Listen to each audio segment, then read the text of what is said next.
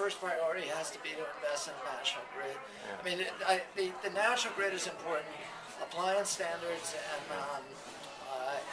machinery standards and building standards. Those are the fastest ways to get off of fossil fuels. And that is the biggest single thing that you can do for the economy is to end imports of oil.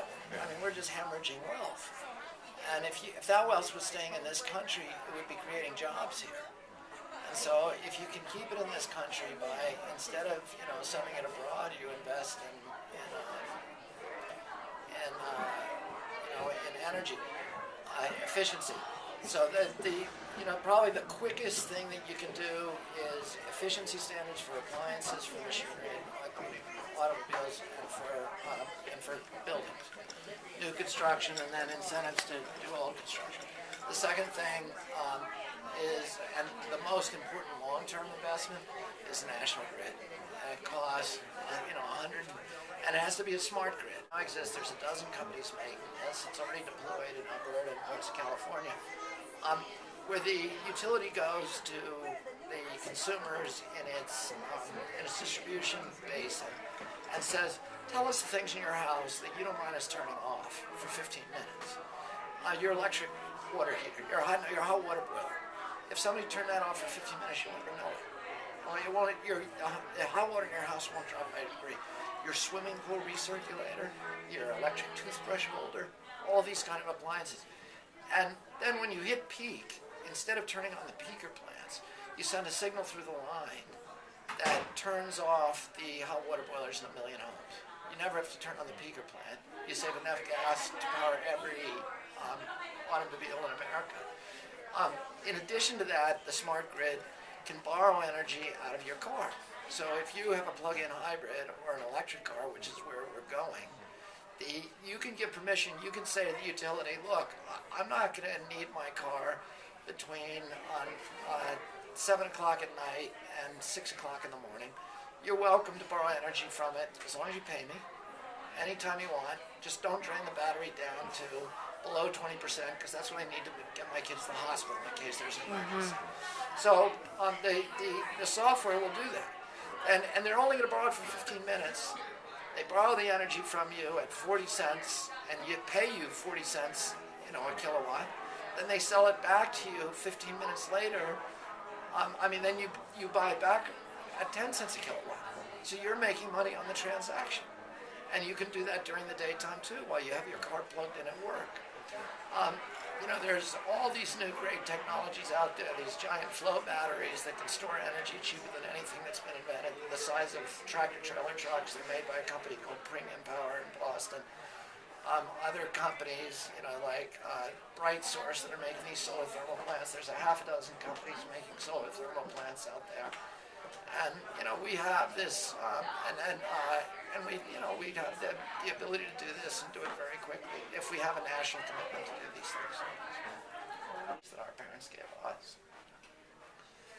I think if you just talk about, there's lots of these national surveys, that have been done by, the most proficient marketing companies on earth, Procter and Gamble, and people don't buy. You cannot change the world by persuading people to do good things for the sake of humanity. 7% of the people will pay more for an item because it's green. That's it. It's never going to grow more than that.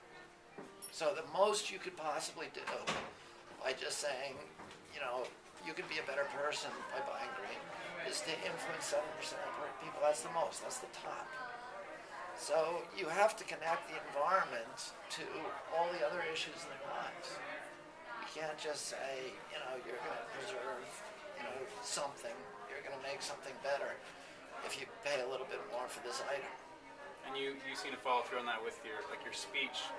A lot of it had no green talk whatsoever. Well, for years, what I've said, talked about for 20 years, is that this is about free market capitalism. It's about making marketplaces that function.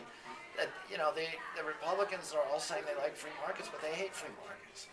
But and the best thing that happened to the environment is if we had true free market. Should we be letting some of the big three fail then if we're supporting free market capitalism? Well, I don't think we have free market capitalism. We have corporate crony capitalism. Look, we don't even have that. We have like communism or something. You know, it's socialism. I mean, the United States government is now, you know, bailing out Wall Street. You know, I mean, it's so. And I would say that look, there's nobody who deserves to fail more than the big three. They've been warned for 20 years that they were digging their own graves. But there's no industry that's more important to save than Detroit, because it's you know, it's 1 out of every 10 American jobs, and you know, you can't let those jobs go under. But what we should do is, as we bail them out, we should put conditions on them that say you've got to turn electric and not hybrid. Forget about hybrids. Hybrids are dead end. You know, Detroit would be chasing the Japanese. Hybrids are stupid, because why would you put 2 engines in the same car? You know, it's a crazy idea. It just makes it heavier. You want electricity, which is a light engine. You don't have to push around a 500-pound engine, and it costs 6 cents a mile to drive electric, and it's faster, more efficient. You know, and it costs in this country 45 cents a mile to drive an internal combustion engine. So it's even if you're getting the electricity from a filthy, dirty, anthracite, sulfur-laden, coal-burning power plant, you're still producing less carbon than if you drive an internal combustion engine. So, you know, electricity is where it's going. We have the technologies. We have the business model.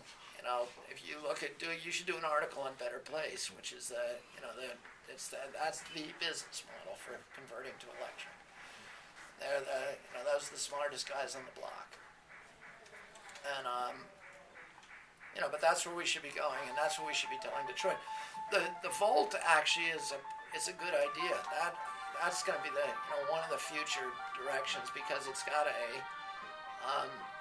has a battery engine, and then it has a little like micro engine powered by gasoline, a couple of horsepower that doesn't drive the drive shaft, but it repowers the battery.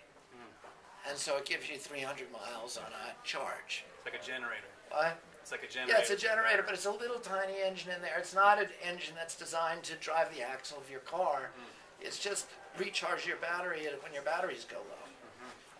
And that's really that's the next step that will allow batteries to go 300 or 400 miles on a charge.